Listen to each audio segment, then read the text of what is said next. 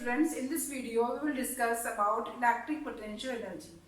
In earlier video we have discussed about electric potential. हमने बात करी थी electric potential क्या होता है, the work done bringing a charge from infinity to a given point. अब हम उसी से रिलेटेड हम एक और हमारा टॉपिक है that is electric potential energy. तो ये क्या होती है, यानी चार्जेस अभी भी मान लो इन्फिनिटी पे ही रखे हुए हैं, हमें उन्हें हमारे पास प्रीफर्ड लोकेशन है. अब चार्ज सोर्स चार्ज नहीं है, अब कोई भी यहाँ पे कोई इलेक्ट्रिक फील्ड नहीं है, ना कोई चार्ज है. अब हमें क्या लाना है, ये पोजीशन से यहाँ पे हमें चार्जेस को इन्फिनिटी से उठा के लेके आना है, हमें लोकेट करना है एट द गिवन पोजीशन. तो कितना हमें वर्क डन करना पड़ेगा in bringing the charges from infinity to locate at the given position, that is electric potential energy. तो what is electric potential energy हम define कर सकते हैं, फिर हम find out करेंगे for a system of 2 charges, for a system of 3 charges. So let's define electric potential energy. Total work done in bringing charges from infinity to the given located points is called electric potential energy. तो अब हम drive करने जा रहे हैं formula for electric potential energy, simple potential energy of a system having 2 charges. ठीक है, तो हम सबसे पहले ड्राइव करेंगे सिस्टम ऑफ 2 चार्जेस. ओके, चलिए इसको अच्छे से आप समझ लीजिएगा, फिर 3 का 4 का तो आप आराम से कर सकते हैं. तो यहाँ पर ऑलरेडी हमारे पास एक पॉइंट है ए और एक पॉइंट है बी. इस एक चार्ज को हमें लाना है ए पॉइंट पे, एक चार्ज को लेके आना है हमें बी पॉइंट से. कहाँ से लेके आना है, इन्फिनिटी से. लेकिन आप ये बात देखिए कि यहाँ पे ना कोई इसके पास अभी चार्ज है और ना ही कोई इलेक्ट्रिक फील्ड है. तो यहाँ पे ए पे भी पोटेंशियल 0 है और बी पे भी पोटेंशियल 0 है, गिवन पोटेंशियल. क्यों, क्योंकि यहाँ पे कोई भी चार्ज यहाँ पर नहीं है. अब तो मान लीजिए कि हमें यहाँ पर इन्फिनिटी से हमें Q1 को यहाँ पे लेके आना है. We want to bring Q1 from infinity to point A. तो अगेंस्ट इलेक्ट्रोस्टैटिक फोर्स हमें वर्क डन करना है. तो क्या होगा work done against electrostatic force, क्योंकि यहाँ पे तो ऑलरेडी पोटेंशियल 0 है, पोटेंशियल एट A इज 0, क्योंकि यहाँ पे कोई चार्ज था ही नहीं, तो इनिशियल पोटेंशियल यहाँ पे 0 था. तो work done in bringing Q1, तो W1 क्या है हमारा, work done in bringing Q1 from infinity to A. वो क्या होता है, फॉर्मूला क्या बताया था, charge into potential at A. इसको हम V1 क्या देते हैं मान लीजिए. अब क्योंकि यहाँ पे कोई चार्ज था ही नहीं पहले से, तो पोटेंशियल तो 0 है. तो पोटेंशियल 0 है तो क्या हो जाएगा, ये वर्क डन विल बी 0. यानी कि आपको Q1 को A तक लाने में कोई work done against electrostatic force नहीं करना पड़ेगा, क्योंकि वहां तो ऑलरेडी ना कोई इलेक्ट्रिक फील्ड था ना ही कोई पोटेंशियल था.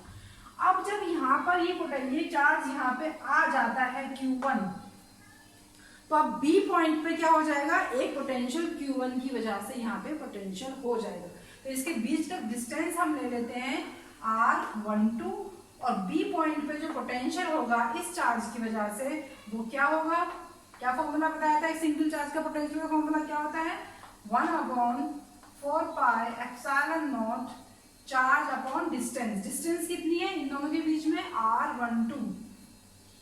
थोड़ा सा अलग लिख देती हूँ इसे. तो यहाँ पे जो पोटेंशियल है तो हम यहाँ पे लिख देंगे पोटेंशियल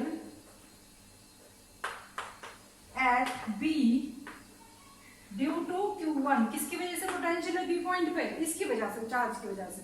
तो वो क्या होगा, उसको हम मान लीजिए V2 कह रहे हैं. तो वो क्या हो जाएगा, पोटेंशियल 1/4 पाई एप्सिलॉन नॉट, कौन से चार्ज की वजह से, Q1 की वजह से, और डिस्टेंस है R1.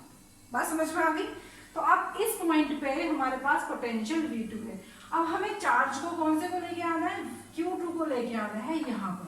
तो Q2 को जब हम लेके आ रहे हैं तो यहाँ ऑलरेडी पोटेंशियल ये है, तो इस पोटेंशियल की वजह से कुछ वर्क डन होगा अगेंस्ट इलेक्ट्रोस्टैटिक फोर्स. तो what is that, W2 work done क्या होगा, किसे लेके आ रहे हैं, चार्ज को. कौन से पोटेंशियल में, V2 पोटेंशियल में. तो रख दीजिए Q2, V2 की वैल्यू क्या थी, 1/4 pi epsilon not Q1 upon R12. ये हो गए. अब इसे मल्टीप्लाई करेंगे तो क्या हो जाएगा, 1/4 pi epsilon not Q2 upon R12. ये हो जाता है वर्क डन Q2 को लेके आने में इन्फिनिटी से B पॉइंट पे पोटेंशियल V2 था. टोटल वर्क डन क्या हो जाएगा, total work done will be W1 plus W2, यानी 0 plus 1/4πε0 Q1 Q2 upon R12 and it will be the potential energy. So hence the potential energy of the system of two charges is 1/4πε0 Q1 Q2 upon R12. यानी कि आपको क्या चाहिए potential energy निकालने के लिए? Charges और उसके बीच का डिस्टेंस। तो ये था हमारा डेरिवेशन पोटेंशियल एनर्जी का of a system of two. एक बार और सुन लीजिए, यहाँ पे कोई पोटेंशियल नहीं था, कोई इलेक्ट्रिक फील्ड नहीं था, तो हर जगह हर पॉइंट पे पोटेंशियल जीरो था। अब हमें Q1 को जब इन्फिनिटी से यहाँ लेके आना है तो अगेंस्ट इलेक्ट्रोस्टैटिक फोर्स हमें कोई वर्क डन नहीं करना पड़ेगा क्योंकि कोई पोटेंशियल नहीं था। ठीक है, सीधी सी बात है। अब जब बी पॉइंट पे लेके आना है, ये लोकेटेड पॉइंट्स ऑलरेडी कंफर्म होते हैं कहाँ चार्जेस को रखना है आपको लाके, ये पहले से तय होता है। जब बी पॉइंट पे लेके आएंगे तो Q1 इसके आसपास है, तो इसकी वजह से यहाँ पे एक पोटेंशियल होगा V2, जिसका फॉर्मूला हमने इस तरह से निकाला। अब जब हम Q2 को लेके आ रहे हैं इन्फिनिटी से यहाँ तक, तो अब हमें अगेंस्ट इलेक्ट्रोस्टैटिक फोर्स हमें वर्क डन करना पड़ेगा। वो work done Q2 into V2 है, और हमने फॉर्मूला रखा, वैल्यू रखी, टोटल वर्क डन निकाला। This is the formula of the potential energy of a system of two charges. Let's come to the potential energy of a system of three charges.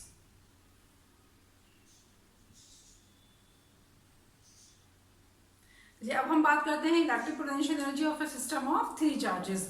तो 1 और 2 का जो था उसी के आगे ये कंटिन्यू पार्ट रहेगा। ठीक है, तो अब मान लीजिए कि ए पोजीशन पे तो हम ऑलरेडी ए पोजीशन पे हमें लाना है Q1, बी पोजीशन पे लाना है Q2, और ये सी पोजीशन है जहां पे हमें लाना है C3। ठीक है, 3 पोजीशन पहले से हमने लोकेट कर दी है, कोई चार्ज इसके आसपास नहीं है। तो जब Q1 को हम लेकर आएंगे तो यहाँ पे जो वर्क डन होगा इन ब्रिंगिंग Q1 दैट इज 0, जो कि अभी हमने बात करी थी, इक्वेशन 1 है हमारी। In bringing charge first is 0, और अगर इसका जब यहाँ पे चार्ज आ चुका है तो इसकी वजह से यहाँ एक पोटेंशियल हमने निकाला था V2। ठीक है, और ये डिस्टेंस है कितना, क्या बताया था हमने इसको, R12, और V2 पोटेंशियल क्या आया था आप अभी वीडियो में देख सकते हैं। V2 की वजह से जब हम इसे Q2 रखेंगे यहाँ पर लाके, तो Q2 पे वर्क डन करना पड़ेगा W2। वो क्या था, W2 is Q2 into V2, और V2 की वैल्यू, और ये हो गई हमारी सेकेंड इक्वेशन। वैल्यूज रख के हमारे पास क्या था, 1/4πε0 Q1 Q2 अपॉन R12। ये आप देख सकते हैं अभी जस्ट ऊपर स्क्रॉल करके। तो ये हमारा हो जाता है work done bringing Q2 at B। अब देखिए थर्ड पार्ट, ये दोनों तो मैंने अभी आपको समझा दिया, तीसरे में गौर से देखिए। सी पॉइंट पे अब इसका भी पोटेंशियल होगा क्योंकि चार्ज सी के पास 2 हैं, और इसका भी पोटेंशियल होगा। तो सी पॉइंट पे at C what is potential, at point C potential is, हम उसको V3 कह देते हैं। ये क्या होगा बताइए, एक होगा Q1 की वजह से, और डिस्टेंस कितना है ये, इस डिस्टेंस को हम ले लेते हैं R13 क्योंकि हम 3 को लेके आने वाले हैं यहाँ पे, और ये डिस्टेंस हम ले लेते हैं Q2 और Q3 के बीच का R23। तो अब इस पॉइंट पे इसका पोटेंशियल क्या होगा, फॉर्मूला वही लगेगा जो आपका सिंपल सा है, क्या 1/4πε0 किसका, Q1 का क्या डिस्टेंस है R13 प्लस Q2 का पोटेंशियल एट सी क्या होगा 1/4πε0 Q2 अपॉन क्या डिस्टेंस है R23। तो अब सी पॉइंट पे 2 पोटेंशियल होंगे, एक Q1 का एक Q2 का। अब हम वर्क डन कर रहे हैं किसे लेके आने में, तीसरे चार्ज को लेके आने में। तो वो वर्क डन क्या होगा, किस चार्ज को लेके आ रहे हो, Q3 को। जहां ला रहे हो हम पोटेंशियल कितना है V3। चलिए V3 को यहाँ रख दीजिए, इसको मल्टीप्लाई करिए तो क्या आ जाएगा, मैं डायरेक्ट लिख रही हूँ 1/4πε0 Q1 Q3 अपॉन डिस्टेंस कितना है R13 प्लस, यानी कि Q3 से इसको मल्टीप्लाई करना है 1/4πε0 Q2 Q3 अपॉन डिस्टेंस कितनी है R23। तो ये आ जाता है वर्क डन तीसरे चार्ज को लेके आने में। तो टोटल वर्क डन क्या हो जाएगा, total work done will be by adding first second and third. तो वैल्यूज में थोड़ा सा लिखूंगी नहीं, आप पेपर पे लिख के देख सकते हैं, थोड़ा सा बोल्ड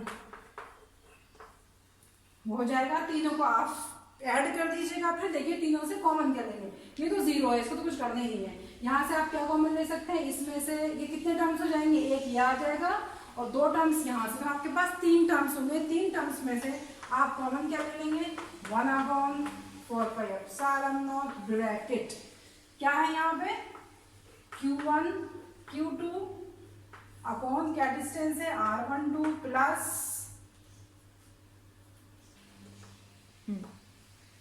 हाँ, तो हमने ये तीनों को ले लिया, तीनों में से कॉमन ले लिया। यह हमारा टोटल वर्क डन है, it is the total potential energy.